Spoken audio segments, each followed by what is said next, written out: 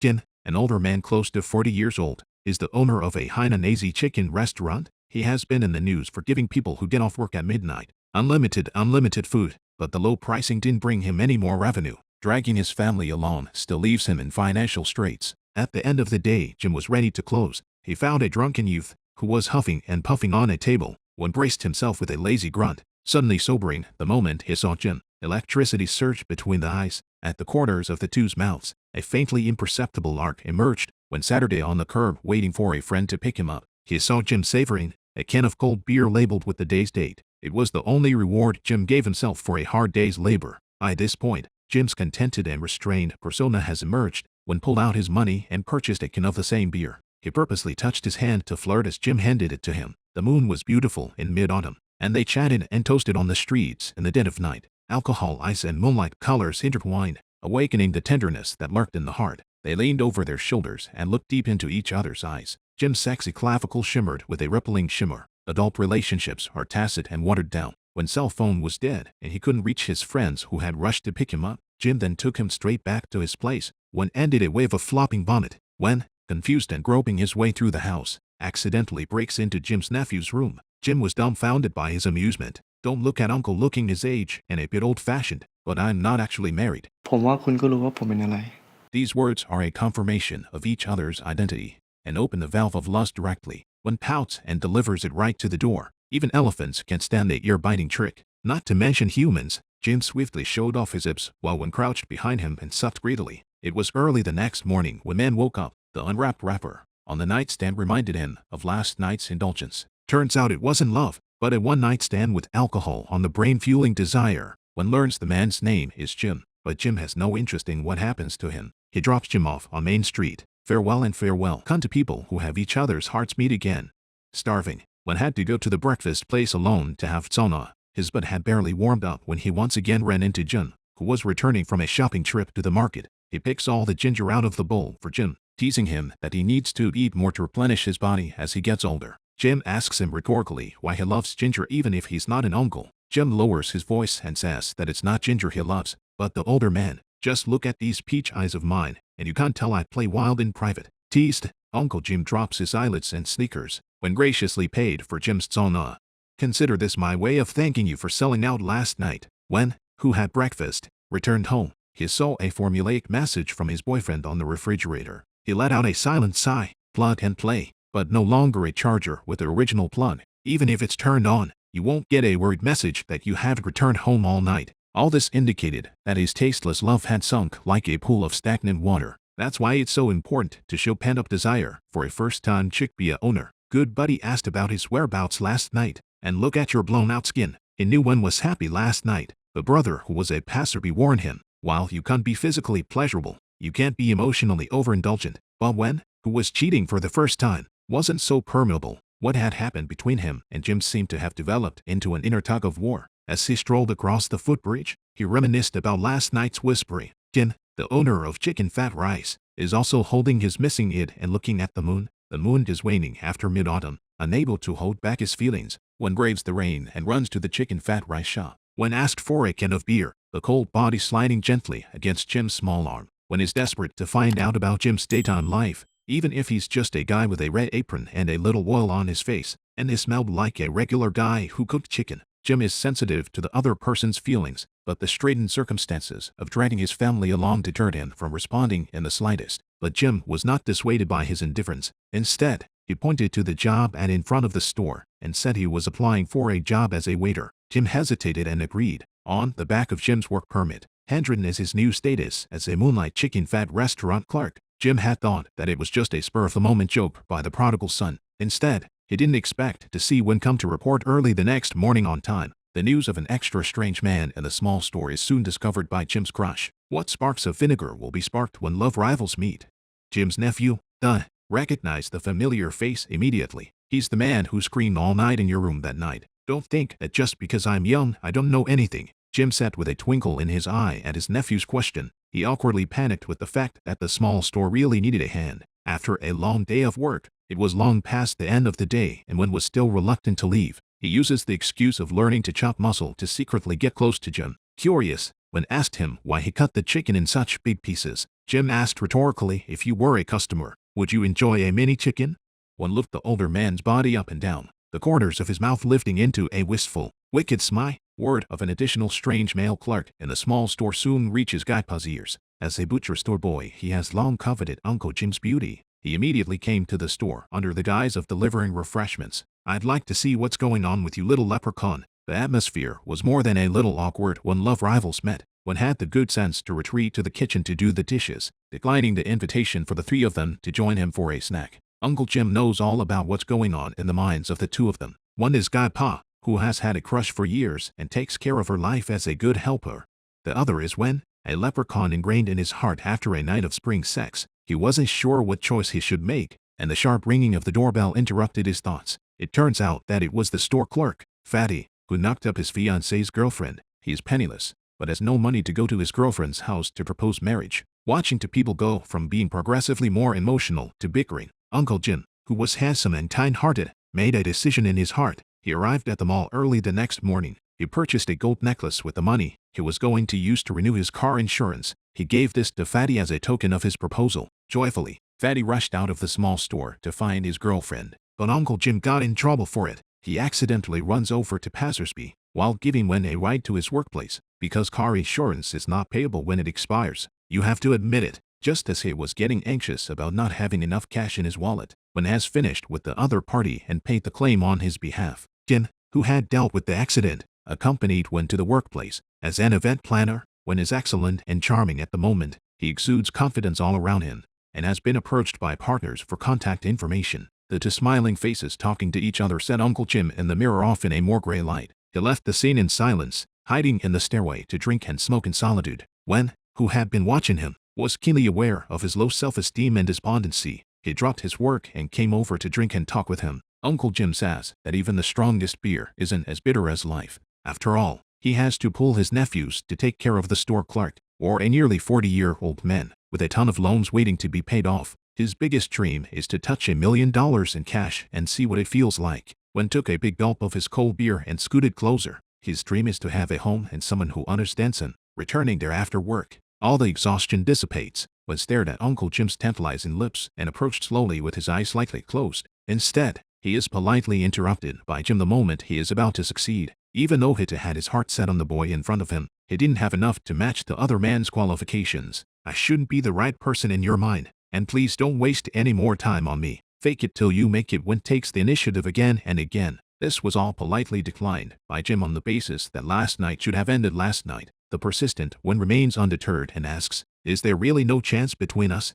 Uncle Jim looked into Wen's sincere eyes, but his thoughts had drifted far away. He once had an unforgettable lover too. He chose to quit his job in order to help him open the store. I had thought that the little chicken fat rice store was a testament to their love. They also had a truly happy time. That is, until Jim is on the other guy's phone and sees tons of intimate photos together. He also makes up lies about going out for sleepovers to make a big fish out of water. Jim, who has been betrayed, then realizes the closest brotherhood is no match for normal heterosexuality. He has since closed himself off from revealing his heart to anyone. The little chicken fried rice store has also become a place he loves and hates. Memories both sweet and humiliating are sealed here, and a source of income on which he depends. What Jim didn't realize was that he would soon be losing the store that he had put his heart and soul into. Pattaya, which is gradually springing back to life after the epidemic, is preparing to build a large food center, and Uncle Jim's Chicken Fat Rice Jr. is within the planning horizon, unless he comes up with 300,000 baht and buys the property from the landlord. Otherwise he would have had to watch it being demolished.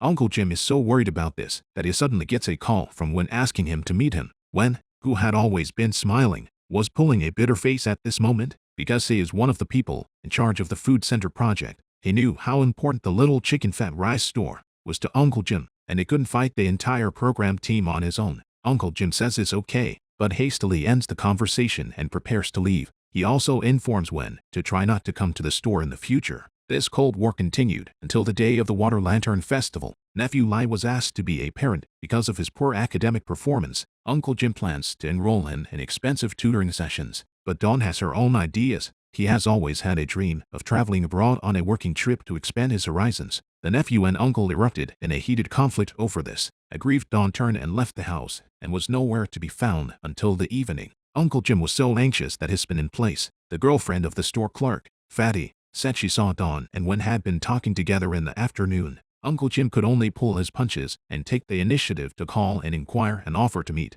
He wants to talk to Wen for tips on communicating with rebellious teenagers. At this time, Wen is having dinner with his stepfather who is visiting him in Pattaya. I didn't expect it to turn directly into a formal meeting of the old son-in-law. Meeting his father-in-law, such a complicated relationship made Pops look scared and confused. At this rate of address, he's afraid he's going to talk to my son-in-law about brothers. The easy and harmonious father-son relationship made Jim very envious. In contrast, Jim has lived with Dawn for years and is still a communication failure. When told him that the most precious qualities of being an elder are understanding and respect, a college diploma is not the right answer for everyone's life. He should have let Dawn make her own choices about what she wanted to do with her life. Uncle Jim appreciates Wen's wisdom in communicating with people, and yet he didn't realize that such an understanding man had relatively speechless people. It was the live-in boyfriend who was waiting for him in bed. He was also a redundant presence that was beyond disgusting after the novelty wore off. Without even saying hello, Wen grabbed his pajamas and went into the bathroom.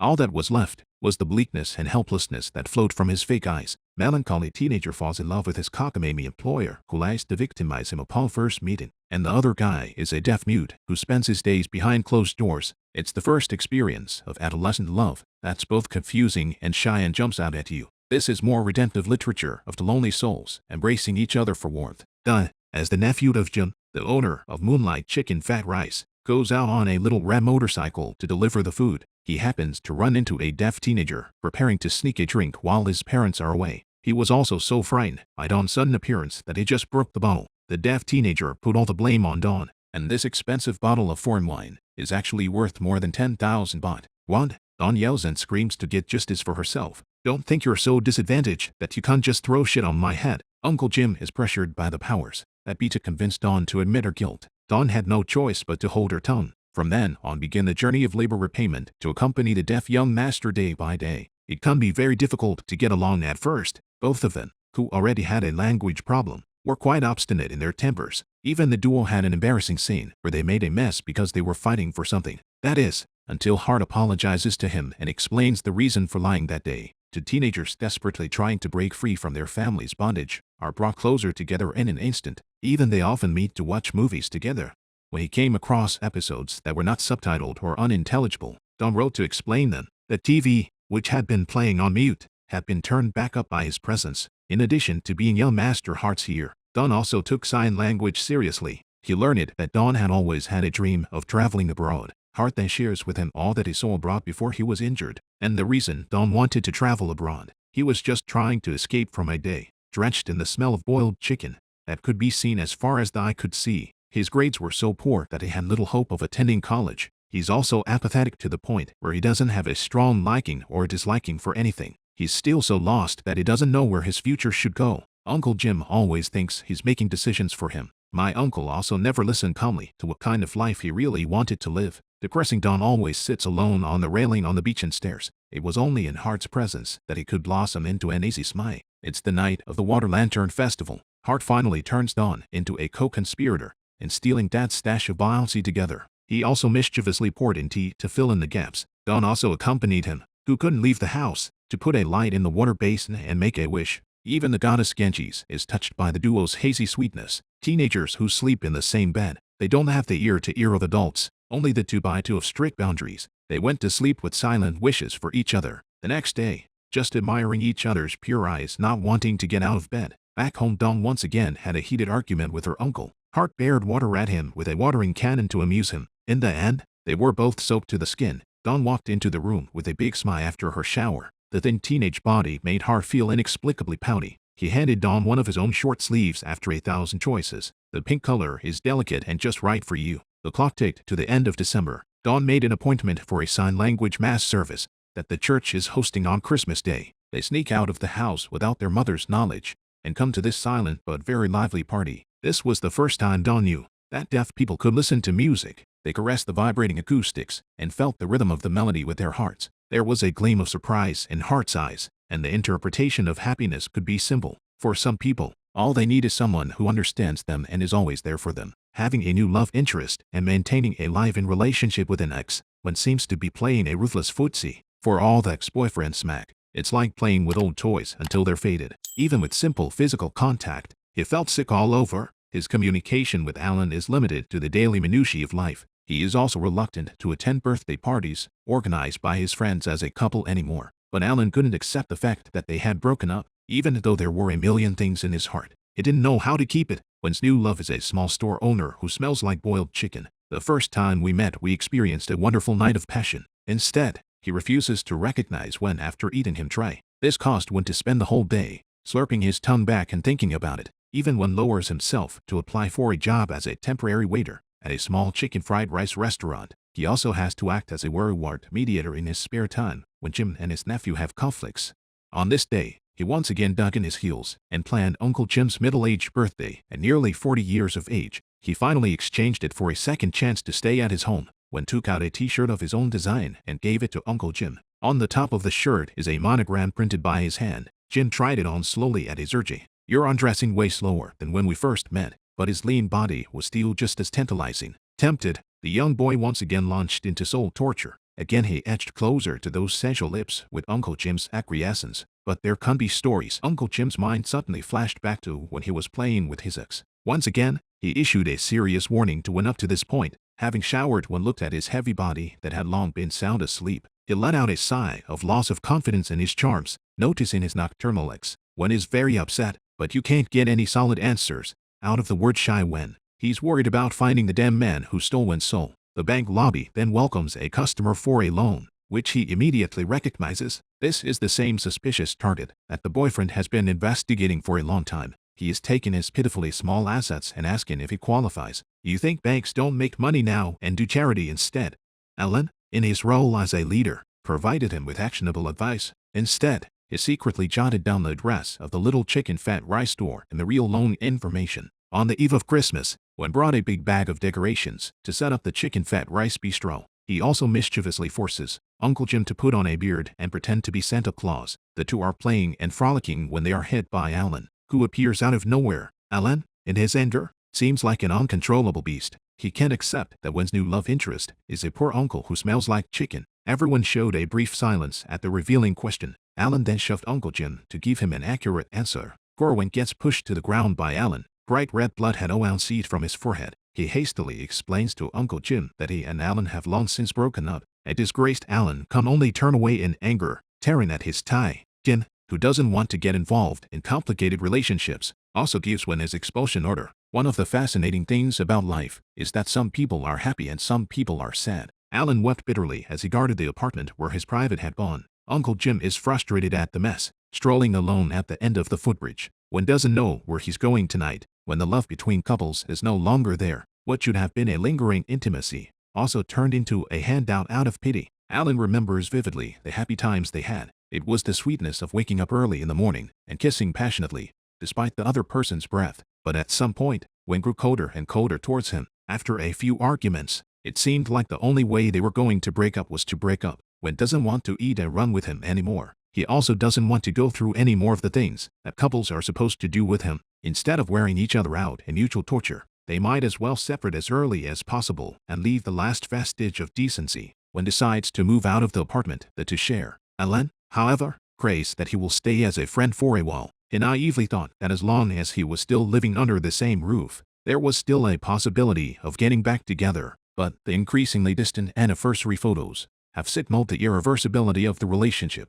Win also found a new love interest after the breakup. It was a poor, older man who smelled a little fishy from the boiled chicken. This irritation makes Alan, who is an elite young man, lose face. He reluctantly inquires of Win what it is about him that makes him inferior to Uncle Jim, and they didn't realize that the question seemed so ridiculous at the moment. Win never compared him to any man. The deep love of the past was real, but now it had gone from hot and intense to silent. Win tries to explain to Uncle Jim that he and Alan have broken up, but Uncle Jim, who is still struggling to survive on the low income line, has no intention of getting involved in complicated love entanglements. His little chicken fried rice store is facing imminent demolition, and he didn't have the money to buy the land to stop the demolition. Guy Pa, who has a crush on Uncle Jim, sends him a deed from his family to take to the bank for a mortgage. I didn't realize that the person who handled this business was the love rival of the manager of the credit department. The sharp eyes that penetrated the heart had already KO'd him for 300 rounds in his heart. Uncle Jim finally understood at this moment what it meant to be like a thorn in the back, like sitting on a needle, like being stuck in the throat. It was hard to end the inquiry, but then came the icy voice. It turns out that Uncle Jim, in a moment of nervousness, took Alan's signing pen. Alan warned him with a blank face that it was okay to make a mistake, and remember to give it back when you're done with it. At this point, it is no longer the pen that stands between the two, but the one that is being fought over and torn apart. But it doesn't matter how imposing he is in front of outsiders. When he gets home, Alan always breaks down straight away because of one of one's comments when asked him how he could successfully obtain a loan with Uncle Jim's qualifications. This exasperated Alan, who was suddenly breathless and undid his tie. Without status, he can only be jealous of Uncle Jim in a conspiratorial manner. All he got in return was a comment that I liked him whether he got the loan or not. As the saying goes, he who chokes will be choked. The treasure that Alan clutches in his hand and is unwilling to give up turns out to be an existence that Uncle Jim shuns. When walks into the little chicken fat rice store just in time to see Uncle Jim hang up his phone. You know full well that I like you,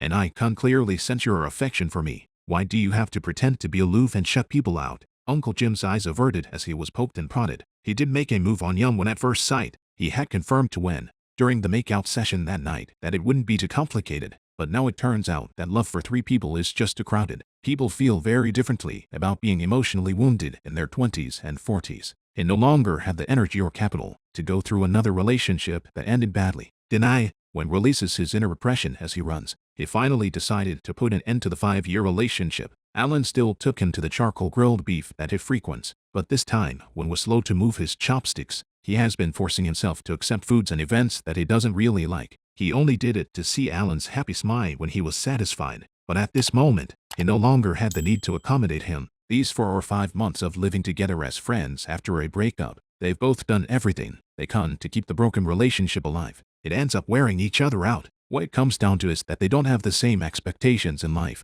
even without Uncle Jim's presence. It was only a matter of time before there was a complete separation. When placed the pair's rings on the table, the coals in the grill were also dying out. It was as if the fire of their once passionate love was now completely burned out. The boyfriend of almost 6 years is no better than the chicken-flavored uncle I just met. When pursues Uncle Jim for the sake of being honorable, he moved out of his ex-boyfriend's home, which he had been broken up with for 5 months. In flames, his lost little face was full of the brokenness I've come to see. Uncle Jim, who had been rejecting him, couldn't bear to push the man away again. Without a name, when asked to sleep on the hard floor, he opened his eyes and realized that someone was reveling in his blooming beauty. He would have stretched to his embarrassment, but the lazy grunt that escaped his mouth made him even more delicate. Fatty, who discovers that they are living together, is shocked. After all, no one has ever been able to venture into Uncle Jim's personal domain. He presses the pair, egged on by Wen, to formalize their relationship. Uncle Jim, however, smiles and says they are nothing more than ordinary friends. Uncle Jim, who has been alone for many years, and Wen, who is far from home, both have a strong ability to survive, but such people are usually filled with loneliness inside, and they all long for a peaceful home. ถ้าเป็นไปได้อะผมอยากมีบ้านที่มั่นคงเหมือนกันนะ When says love is like home, like it or not it needs to be tried. If it's not a good fit you have to move. If it's a good fit, you come spend the rest of your life together. He closed his eyes and moved closer to Uncle Jim, ready to try again. The result was the same as before without getting anything back. Are the walls of your heart high, or am I not the right one after all? Uncle Jim reddened for a split second, because he had a flashback in his mind to beam, the long-deceased sickly ghost of white moonlight. That's a male-female, too busy time management guru. Jim, who found out about it, got into a heated argument with him, and it didn't stop him from getting on the boat to his other home. As a result, the ship broke down while traveling and suddenly capsized. Jim only claimed a cold body at the morgue. Granted, time washes everything away, but the older a person gets, the harder it is to heal the wounds. He had been haunted by the fact that he hadn't retained his predecessor's footing on the ship, but he has yet to get to the bottom of the sick ghost incident. Uncle Jim, who is middle-aged but still charming, is not the only suitor for A1. Guy Pa, who has been secretly in love with him for years, asks him to have dinner with her, and gets up the courage to decide to confess her love to Uncle Jim. While it is rare for two people to be in love, it is also possible to be successful when you give your heart and soul. Is it possible that I, sitting in front of you today, could be the one to be with you? ลุงขอโทษนะไก่ป่า The expectant eyes lost their luster for a moment, and Guy Pa's originally seated body slowly collapsed. At a loss for words, he could only drink water to hide his inner turmoil. He awkwardly explains he was just making a casual remark. He tried to digress again to break the suffocating atmosphere. but the tears that broke the dike rushed out of his eyes first. Uncle Jim takes out the deed and returns it to Guy Pa, though Guy Pa helped him with the mortgage and wasn't trying to claim anything with it. But the self-respecting Uncle Jim doesn't want to take advantage of this innocent relationship even if he is desperate. At this point, Guy Pa has been extinguished even as a last thought. The new year is just around the corner. Uncle Jim brings one to the temple to make merit for his late ex-boyfriend. One suggests that he'll look for the woman in that photo. It's a way of solving the mystery and accounting for past loves. This bold and brisk woman fell in love with Beam in college. Uncle Jim now realizes that it is actually the shameful third-party interloper, even though the woman says the person Beam really loves is Uncle Jim. But how innocent is her ex who was mercilessly hurt? The truth of the matter is that they are in love with the same selfish, self-serving swinging man. But when it comes down to it, why pine for a dead man? I let go of my obsession a long time ago and have a happy and fulfilling family. She wants Jim to stop wallowing in the past and self-torturing as well. Uncle Jim said thank you to Wen, who had been waiting for him outside the restaurant. Knowing the truth made him incredibly relaxed at the moment. Life is in a hurry. The years are short. Rather than dwell on the past, we should cherish the people in front of us. A lover who has long since changed his mind can still barely stay by your side. That's only because he hasn't found the right next home yet. Alan was naive enough to think that he could get back together just by living under the same roof. Instead, he didn't expect Wen to flame out into the arms of his chicken-flavored uncle after finding a new love. 6 years of togetherness shattered in the present day. Unwillingly, Alan spends his days wallowing in misery. He finally got into a serious car accident on a drunken motorcycle ride. Wen, who had heard the news, stood by and took good care of him. Even when we broke up, we were as warm as family. Alan didn't want to bother Wen after he was discharged from the hospital. He also avoids his own untimely expectations of Wen in this continued contact. Wen, who has dealt with his last relationship, starts an official date with Uncle Jim. Love really is the elixir that can bring a person back to life in a second. The dull and boring Uncle Chicken Fat Rice also becomes fresh and energetic. He stayed over at Wen's house that night to enhance his relationship. True brothers who dare to share a bed and hit the floor or sleep on the couch to avoid suspicion are definitely in a situation. Uncle Jim is worried that he won't be able to control himself and accidentally wipes out the gun. He insists on sleeping on the couch. Leave him when alone. The Goblin Man said it was the first time he had ever pursued a man so persistently. If you keep up this posturing, you won't regret it when I run away. The stingy Uncle Jim gave a sloppy cheek kiss this time, but Wen pouts that it's simply not enough. Guy Pa, the other victim of this relationship, pulls the sad vibes straight through. Failing to confess his love to Uncle Jim, he dared not look the other man in the eye again. The mere fact of being in the same space brings tears to his eyes uncontrollably. This unspeakable pain and suffering can only be understood by those who are immersed in the torment of love. An enlightened mother is a warm embrace where Guy Pa can bend her emotions. Unexpectedly, this goodness was thunderbolted by the ruthlessness of life. The mother suddenly fainted at her stall and was taken to the hospital where she died on the spot due to failure of resuscitation. Guy Pa at the funeral was bleary-eyed, pale and puffy. Alan, who was on crutches, stepped in front of him with difficulty. As a bank manager, he came to handle Guy Pa's mother's accounts and insurance. The first meeting of two equally miserable strangers is raw and heavy. The landlord of the small chicken fat rice store came back to pursue Uncle Jim to ask if he agreed to the demolition. He couldn't understand why Jim was so enamored with this nondescript storefront. At this point, Jim looks through the effigy of Guy Pa's mother and recalls the time of his ex-boyfriend's sick funeral. Beam's parents, who have unjustifiably robbed them of all their hard-earned possessions, only because it was Beam's account that was used to deposit the money in the first place, and the only thing he left behind was this little store of worthless motor oil and rice. Since then, it has become Jim's emotional support and means of earning a living. He had wanted to keep the little store for the rest of his life, but everything that has happened recently has given him the idea of saying goodbye to the past once and for all. The monks in the temple began to bless Guy Pa's mother by chanting. Guy Pa was also at the memorial service, singing her mother's favorite song from her life in a shaky voice. Tears of sorrow flowed from all present. All love affairs and entanglements pale in the face of old age, sickness and death. Alan finally comes to terms with the reality of a lost love that cannot be memorialized. Uncle Jim also gives up his obsession and extinguishes the long-lasting lights of the chicken fat rice shop. Guy Pa says that even if his mother dies, his love for her will not diminish one bit. Dawn also gained equality and respect for the first time in a harmonious family atmosphere. They were all in their respective cocoons, engaged in intense espionage. They get ready for a whole new life. Wen, who broke up with her ex-boyfriend for good, buys a new apartment. He ambiguously told Uncle Jim that he would still come to spend the night with you in his free time, though he's a bit of a backbreaker living at Uncle Jim's. Guy Pa, who has lost her mother, decides to continue running the chicken store. That fishy place used to be an existence he always wanted to escape. Now, it is a lingering thought of my late mother, when invited him to a farewell party for the closing of the chicken fat rice shack. Instead, Guy Pa decides to enter years-long crush, because the look in Wen's eyes as he looked at Uncle Jim was no less intense than his own. Then please love Uncle instead of me from now on. There was no hand-wringing or tearful farewells throughout the farewell party. There's just a lot of laughter among friends. It is sad that separation is for a better meeting. All are smiling happily and looking forward to a bright future. One's ex-boyfriend, Alan, also comes out of his love affair and moves out of the apartment. Since you choose to break up, you have to be decisive and leave no room for error. He dropped the Memorial Day group photo that lasted 5 years. He also rejects Wen's concern and care in the name of his family. กูเดินเองได้แล้วจริงๆเชื่อกูดิ The projects that Wen is responsible for at the company are going very well.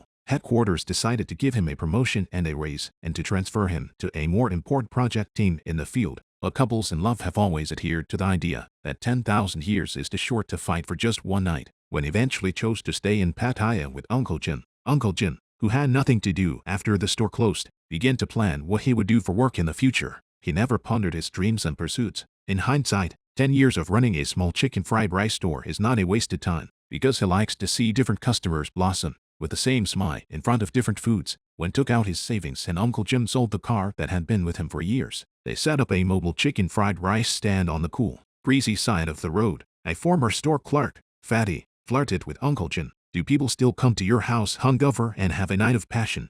Uncle Jim sheepishly said that Wen was the only one even in 10 years. He finally officially admits in front of his family that Wen is his boyfriend, and unprepared Wen also wet his eyes in surprise and excitement. Kai Pa meets again with Alan, the bank manager, as he disposes of his mother's property. Stepping out of the gloom, the duo finally had bright smiles on their faces. The budding goodwill for each other prompted them to add each other's chat apps. They then meet at Uncle Jim's stall to eat and chat. Parked under the bright moonlight is Uncle Jim's fragrant little food truck. The 3 tables represent 3 different dimensions of happiness. It was the love of a youthful and shy teenager. It was also a happy harbor with a wife and children, surrounded by family harmony. That was also the first date where 1,000 sailors finally found true love. Another new year is here. The brand new CD player that Wen had brought along screened the old discs. If you want to talk about the best moments in life, couch movie snacks and loved ones must be a perfect match. Uncle Jim is still worried that Wen's fondness for him will fade over time, but Wen promises never to tire of him,